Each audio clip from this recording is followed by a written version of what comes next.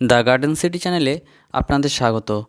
বন্ধুরা, আজকে দেখাবো লাল জামরুল গাছের প্রতিস্থাপন। তার জন্য আমরা নিয়েছি 50 ভাগ বাগানের মাটি ও 50 ভাগ পাতা পচা সার, এর সঙ্গে সামান্য পরিমাণ ট্রাইকোডার্মা ভিরিডি।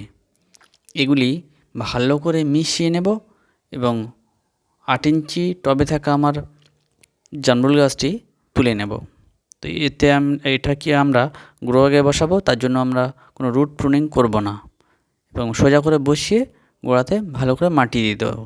চেপে চেপে মাটি দেবো, যেহেতু একটু গ্রো ব্যাগ নরম না হয়ে থাকে, আলগা না হয়ে থাকে, সেই জন্য চেপে চেপে মাটিটা ভরাট করে দেবো এবং শেষে জল দিয়ে দেবো।